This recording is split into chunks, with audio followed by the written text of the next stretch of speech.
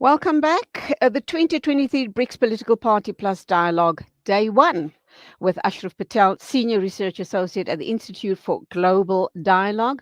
Assalamu alaikum to you, Ashraf. Welcome to the program. Walaikum salam, Julie and listeners. Hope you're all well on this sunny day, but you're right, it is getting cold. So we should I don't prepare look, for another. Yes. I don't look forward to it. Okay, Ashraf, Definitely. on a serious note, obviously, Yes. the BRICS Political Party Plus Dialogue, I understand that you're attending, have been there, and we're talking day 1, obviously. Let's look at the significance of the 54 different political parties and their presence at the conference. Yes, Julie, yesterday was a huge event, one of the most significant global regional political process. So it's the BRICS Africa Political Party Summit that included political parties from the BRICS nations, as well as many African countries and a lot of nations from the developing South, such as Palestine, Egypt, Venezuela, Cuba, and a host of nations that represents what one could call the liberation movement, a wide array of liberation movements that are in power across the world, and that constitutes what is called a progressive bloc or progressive layer in the global south. So it was a huge deal, and I was quite impressed at the level and quality of the delegation and the messages of support.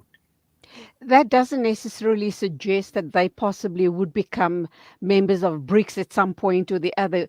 The BRICS then would have to be renamed, would it not, to include all of those people? But that's not an immediate possibility. And why is it that these developing nations or liberation nations have been invited to attend? What's significant about that?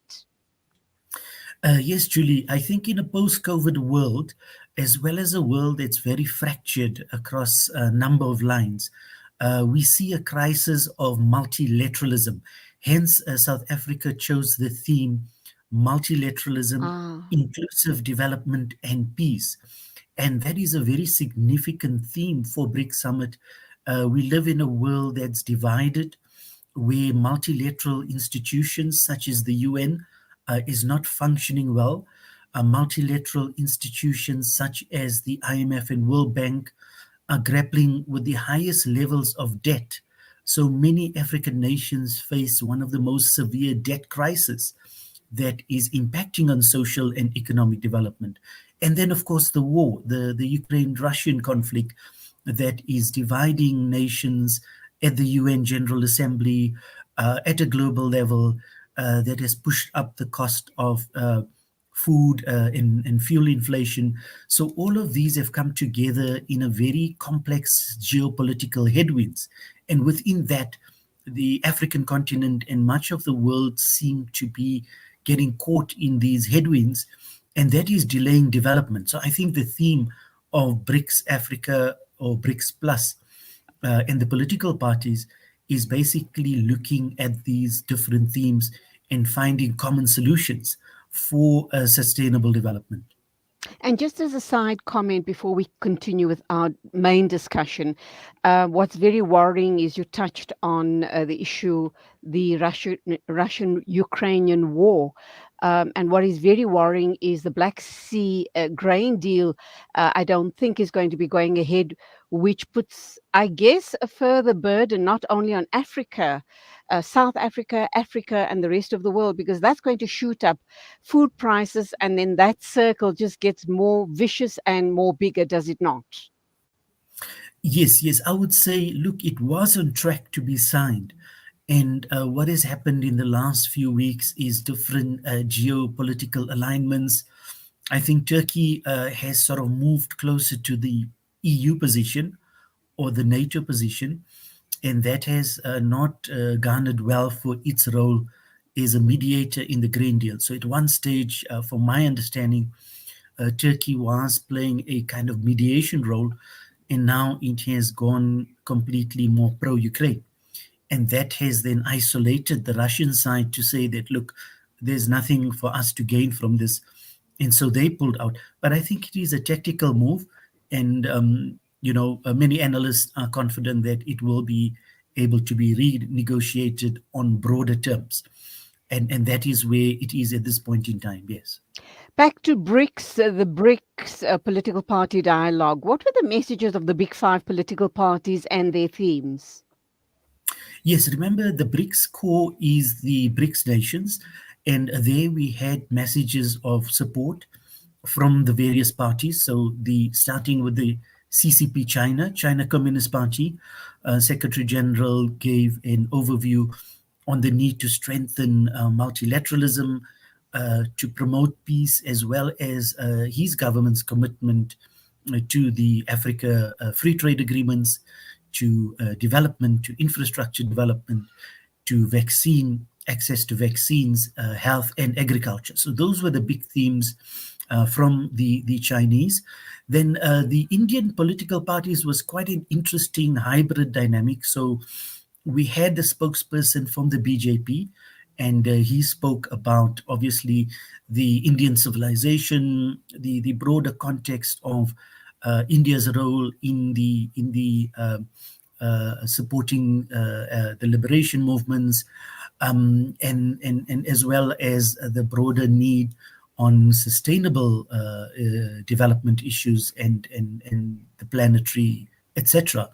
Then you also had a representative from the Indian National Congress, and he spoke about the values of inclusivity, the values of Gandhi's contribution to the independence movement, as well as the need for a multilateralism in meeting the sustainable development goals, and the role of the UN in resolving a range of conflicts, as well as climate change. So that was the big theme from the Indian delegation.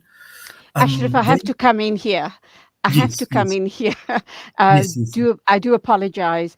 Just once again, doesn't it, as far as the Indian delegation or their themes are concerned, it sounds very bigoted. Simply because you suggested that India supports, they spoke about supporting liberation movements, and yet we see large scale Islamophobia playing out in India. They also talk about inclusivity.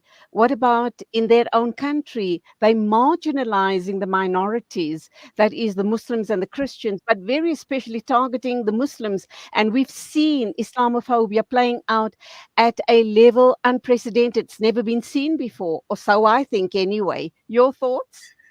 Yes, yes. I think those contradictions were quite glaring. But you must remember the ANC was very tactful in inviting both the BJP as well as the Indian Congress Party, which is very similar to the ANC in terms of the social justice, human rights, inclusive development, diversity, etc. So I think those two, by having those two kind of presentations from India, it gave a more amplified that there are voices besides the BJP within India that is aligned to the broader global South agenda. You must remember the political situation in recent years and in the recent decade with the resurgence of nationalism. India was one of the countries that have been part of nationalism as a political ideology, just as Brazil was a few years ago, in the last few years. But Brazil, fortunately, has turned back to the Workers' Party, which is aligned to the broader social democratic agenda, which is about progressive internationalism, social development, human rights, but more importantly, reforming the global system. And I think the common ground amongst all nations within BRICS and BRICS Plus is the need to reform the international system, the international order that is still very much Western centric. So this seems to be a common block of nations, but there are variations and there are contestations, yes. Okay, let's go for an ad break. We'll come back and continue this very interesting discussion and your insights on the BRICS Political Party Plus dialogues, inshallah. Thank you.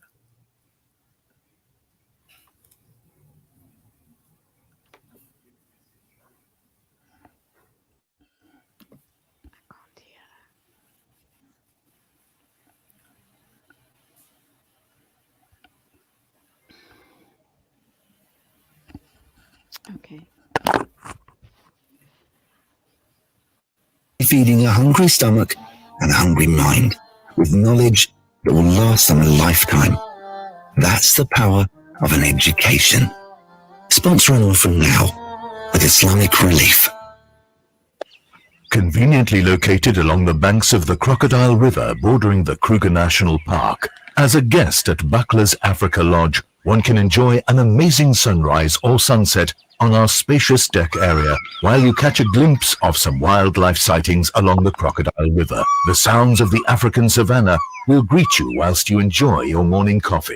Buckler's Africa Lodge by Tingana Collection. Buckler's Africa Lodge is ideally situated only 6 kilometers from the Crocodile Bridge Gate in the Kruger National Park. Catering for all travelers with variety, we have 4 types of the finest rooms: superior rooms, deluxe suites, and 2-bedroomed family units. Each room is equipped with the finest amenities to make your stay unforgettable. Guests can choose between the self-catering option or book their accommodation with breakfast and dinner included. Buckler's Africa Lodge is your ideal location for the ultimate Kruger getaway experience. We specialize in exhilarating and educational game drives in Kruger, tailor-made to suit your family. Inquire about our various accommodation offerings and other activities. Visit www.tingana.co.za for more information. Buckler's Africa Lodge by Tingana Collection. Experience the pulse of Africa with us. There's no smell that takes me back to the comfort of my childhood than the smell of black seed oil being applied by my nanny. Now I'm using Tib black seed in my own home to soothe sniffles and coughs, to help with digestion and immunity, and of course, as part of my beauty routine. After all these years, I've come to appreciate the wisdom in finding comfort and shifa in trusted treatments like Tib black seed. You can find Tib black seed at all leading pharmacies or find out more at blackseed.co.za. Ah, the kitchen, the heart of the home, where memories are made and celebrated. Our go-to place for those freshly stacked pancakes early in the morning or for that late-night snack munchies. We are in there together, cooking, eating, and celebrating life together. Let's keep the kitchen a place that is shared by everyone, where we build stronger bonds and grow together. Sunfoil, Now We Cooking. Visit nowwecooking.co.za for recipes that everyone can help make. Breaking stereotypes, moving boundaries, joining hands. Salam Media.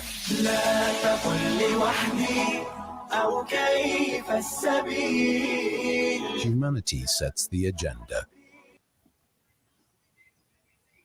Welcome back. We are talking with with Ashraf Patel. He is obviously, he attended the BRICS Political Party Plus Dialogue Day 1.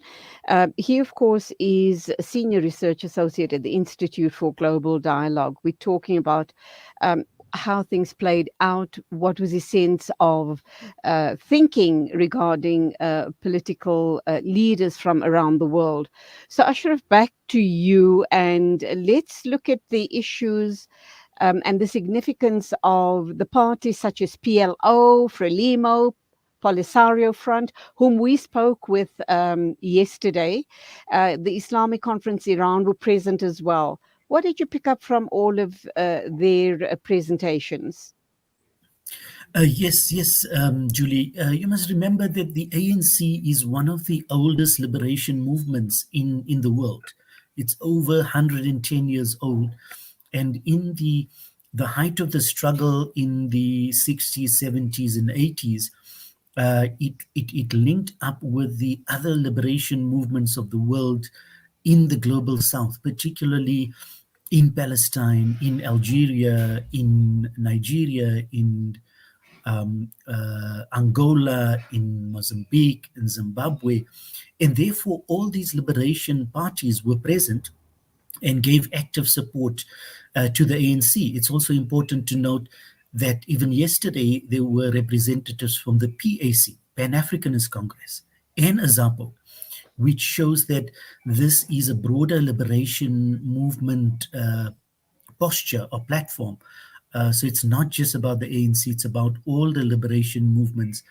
And these were all very prominent in what was called the non-aligned movement. So in a kind of fractured world, when there is contestation between great powers, yes, we are aligned to the position of non-alignment movement, but also we are political. I mean, being non-aligned does not mean being neutral. It means content-wise, you take very definitive political positions globally.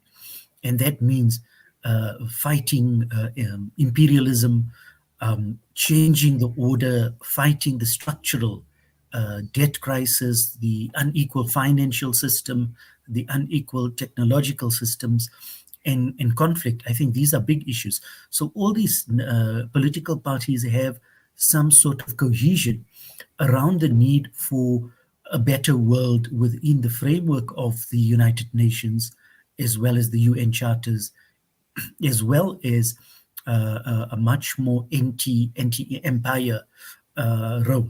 But it is complicated, but it was quite heartwarming that we had the likes of those liberation movements present. What's the big BRICS themes for 2023 and the new thinking to promote multilateralism? Yes, multilateralism is a huge theme.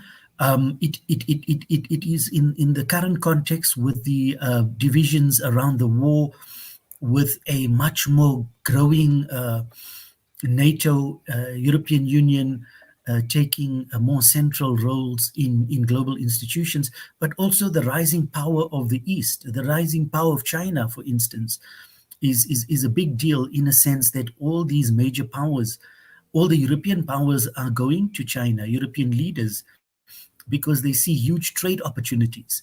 That is where the money is. I mean, China sits with a surplus of $2.9 trillion. That means every nation in the world wants to trade with China and export, because that would stimulate their own local economies. And I think that's also true to Africa. And multilateralism is about changing the World Trade Organization to make trade more fair. So I'll give you an example. For instance, in the trade wars, South Africa is a loser. You talk about the AGOA crisis, for instance. What do we benefit from trade with the EU and US? When, let's say, our poultry industry, there is dumping of chicken, because farm subsidies in the US and Europe favor their agricultural commercial producers, and they can produce at cost and dump chicken in Africa. And so, for instance, South Africa imports the bulk of its chicken from the EU, from the US, and even Brazil, for instance. And that has eroded our poultry industry and jobs. So multilateralism is about changing the terms of trade. So, for instance, in terms of the automotive industry, we give European and global automaking firms very good tax incentives to manufacture in South Africa, of which they re-export. Yet, in terms of our citrus produce, when we export to the EU, many of our citrus products do not go through into the EU markets for a whole host of anti-competitive tools and regulations. And that is unfair trade. So within BRICS, we are trying to change the unfair, unequal trade regime. So multilateralism is about a fair trade, equitable trade. You go to climate change within the UN COP27, there has been a lot of talk about the loss and damage funds for the third world, for the developing South. But none of those loss and damage funds have come so far. Most of the monies are going to the war in Ukraine. So again, the war is quite bad for development and for climate change as well. So we need to find a solution. And I think BRICS and BRICS Plus and the AU is a powerful voice in the world, a powerful moral voice in the world, to change the terms of trade on unequal world that we face. And these are the big themes that we should concentrate on. Yes, there's a lot of politics. Believe you me, it's not easy, but we can craft a more equal world order around BRICS and the BRICS Plus nations. You know, as you speak, Ashraf, I can't help kind of thinking about a whole host of issues that you've touched on. And I kind of wonder, you know, what would our world have been like had we not been plagued by COVID? The entire world was literally at a standstill for almost 3 years, and the Russian-Ukrainian war. I'm kind of trying to figure out, would it be have would we have been in a situation of almost a perfect world? Because COVID and the Ukrainian situation has impacted globally. Because, like they always say, if America catches a cold, we sneeze here in South Africa. So, every situation, wherever in the world, plays out positively or negatively, has an impact all around the world. What do you suppose our world would have looked like had we not had those two major world changing events that has impacted us the way it has? A very, very good question, Julie. In fact, one of the leading kind of political academics, I forget his name, he basically said, look, COVID was inevitable. And when he unpacked the concept why a global virus was inevitable, he said, look, in the last 3 decades, we had the most phenomenal level of globalization, as well as trade, as well as people to people and global travel. And naturally, with in such an intensity of trade, goods, services, and people to people, i.e., globalization, there was meant to be different kinds of viruses and variants of viruses from different parts of the world spreading across borders. So, COVID is a disease or an outcome of globalization. So, one is not surprised that had it not come in 2020, it would have come in 2025, for instance. So we need to be prepared for pandemics. The World Health Organization has mentioned that the world has to be prepared for future pandemics of different variants because of a global population of 10 billion. Just imagine that. In 1990, when Mandela was released, the global population was 5.5 billion. Today, it's approaching 10 billion. And what do we do? Well, it's 8 billion, but what do we do as populations grow at such a rapid pace? India's population is 1.4 billion. Today, India is the largest population in the world. How do we deal with such huge populations and the impact on the planet? Because every person needs water, needs food, needs resources, needs housing to survive. And so I think BRICS and BRICS Plus and the UN system are ideally suited to address and craft new solutions. And we need a global order that is fair, whether it's trade, whether it's climate change. If you look at where climate finance is going, the recent Paris Climate Finance Conference, one is not inspired by the North and the West. Instead of resources going or finance for climate change going into real development, they are now, their banks and commercial banks are getting into climate finance because it's a new business opportunity. So green financing, or let's call it green imperialism, is a new phenomena that we're dealing with. So they are now getting more excited about carbon trading and carbon markets, but that doesn't address the underlying cause of climate change. So for instance, if a country like Saudi Arabia can plant trees in Kenya, and then it claims carbon credits, then on paper it may seem to be climate change champion. But if it increases its oil and gas production, then that is ignored. So how do we create? So green financing has taken a world on its own, and it's becoming completely capitalistic. And I think the BRICS nations can show new kinds of models, new kinds of alternative thinking around this underlying conditions we face. You see the EU has the highest temperature rates this year in the summer. You see the fires, you see a range of issues. So we are in a perfect storm, and it needs a common agenda, and that only the UN, by adhering to the UN charters and the UN programs, can we work together to save the situation. It is, the world situation is in a crisis, yes. I guess, simply put, it's really nature's way, or through the qudrat of Allah subhanahu wa ta'ala, that we have these natural phenomena and pandemics like like COVID, that balances things out. The overpopulation, the overconsumption, the overproduction, the over everything. And something has to give, and this is what gave. It's the COVID pandemic.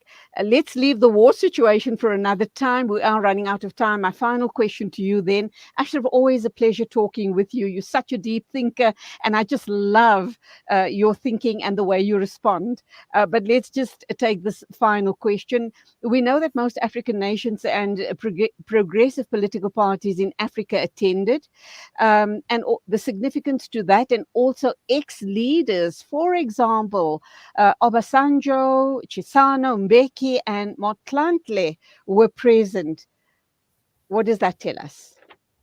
Yes, Auntie Julie. I mean, I was truly humbled to be in the presence of such leaders of our continent. Although they're getting old, I mean, I was surprised. President Mbeki, President Obasanjo, I mean, if we recall, in the early 2000s, when they were presidents of their respective nations, Nigeria and South Africa, remember, they were at the forefront of forming the NEPAD, the New Africa Partnership for Development. And that was a key program of the Africa Union.